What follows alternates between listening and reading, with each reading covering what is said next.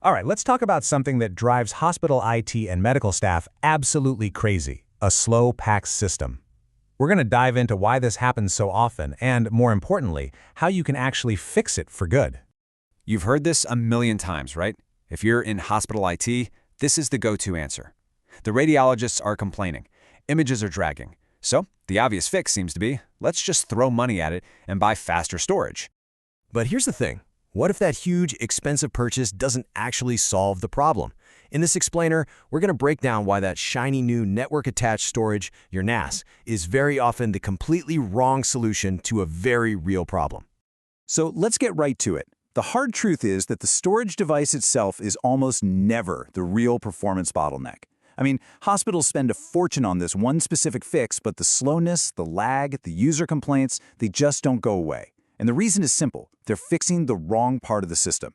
To really get what's going on, let's use a super simple analogy. It's going to reframe this whole problem for you. I want you to stop thinking about your PACS as just a machine and start thinking about it like traffic on a road. Okay, picture this. You are sitting behind the wheel of a brand new Ferrari. You've got all this incredible power under the hood, ready to just fly. But you're on this narrow, single-lane country road, and right in front of you is a slow, chugging tractor. So how fast can you go? It doesn't matter how powerful your engine is, does it? You can only go as fast as that tractor. And that, right there, is the exact problem we see in a PACS environment. Your new, blazing fast NVMe storage, that's the Ferrari. It has all the speed in the world. But the real system bottleneck, well, that's your tractor, and it's holding everything back. So, let's be super clear about what we mean by a bottleneck. It's the single slowest part in the entire data path, from the storage all the way to the radiologist's screen. And that one slow part sets the maximum speed for the whole system, period.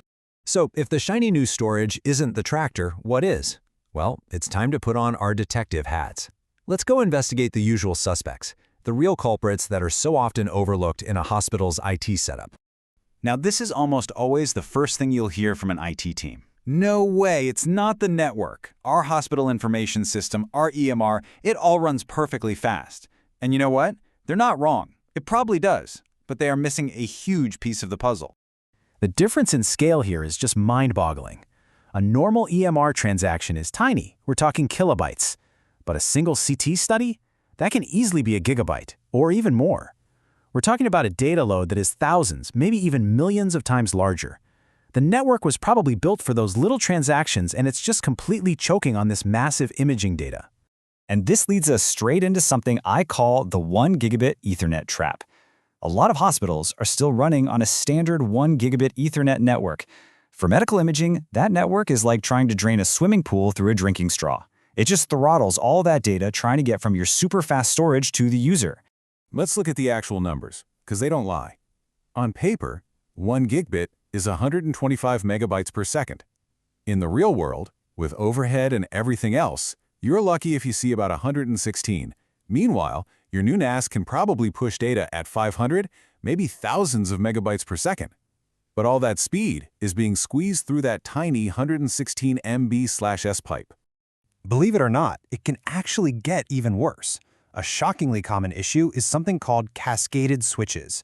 This just means the data doesn't take a direct flight. It hops from a switch in one department to another one, to maybe another one, before it finally gets to the server. Every single one of those hops adds a little delay and creates another traffic jam, just like a series of stoplights on our single-lane road. So, when a radiologist says the viewer is hanging or images are taking forever, what they're actually feeling is the combined pain of those network hops and that 1 gigabit E bottleneck. They blame the PACS server, but the real villain is the obstacle course the data has to run just to get there. And this brings us to another really critical point. The raw speed of your storage, measured in megabytes per second, is not the same thing as how fast the PACS application feels.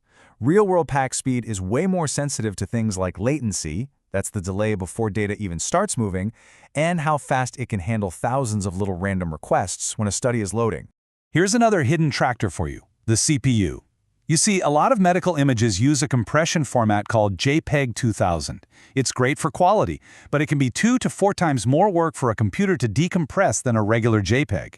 So if the server's CPU, or even the workstation's CPU, is struggling to unpack those images, even the fastest storage on the planet is going to feel slow. And you gotta remember this, storage is always cheaper than a radiologist's time. But you know, if I had to pick the single most underestimated bottleneck of them all, it would have to be the database. Think about it. Before a single image ever shows up, it has to be found. Every patient lookup, every search for a prior study, every click hits that database first. And if the database is slow, the entire user experience just grinds to a halt right there. And this is where we see the great mismatch, time and time again. Hospitals pour their budget into these massive, expensive NAS systems for raw storage space, but they totally skimp on the components that actually make the system feel fast and snappy, the server's CPU, and especially its RAM. Okay, we've found the tractors, enough complaining about the problem. Now, how do we get them off the road? Let's switch gears and walk through a much smarter action plan that you can use before you even think about buying a new piece of hardware. First things first, the network. You have to stop guessing and start measuring. Use simple free tools to test the actual speed between your server and your workstations. Check your switch ports to see if they're getting maxed out, and for goodness sake, get rid of those cascaded switch chains. It's time to move to a modern network design with a 10 gigabit backbone, at least for all your imaging traffic. Okay, next up, let's get smart with the server and storage. The single biggest performance boost you can make is putting that PACS database on your fastest storage, like an SSD or an NVMe drive. Then, give the server enough RAM so it can cache all the common requests. Use fast SSDs for a hot tier of recent studies that get accessed all the time, and then automatically move older stuff to cheaper storage. This is how you keep a system fast for the long haul. So what this all really boils down to is a fundamental shift in how you think about the problem. It's about moving away from just fixing one single part and moving towards building a smart, system-wide performance strategy. And if there's one thing you take away from all this, let it be this. A shiny new NAS is not a performance strategy. Real, lasting speed comes from understanding that performance and latency are properties of the entire system. You have to look at the whole road, not just the car you're driving. So as we wrap this up, I want to leave you with one question to chew on. You know what your Ferrari is. It's that powerful technology, that fast response time that you're aiming for. The real challenge now is for you to go back and find the tractor. What is the slowest, most overlooked part of your system that's holding everything else back? Find it, fix it, and you'll finally get the performance you've been paying for all along.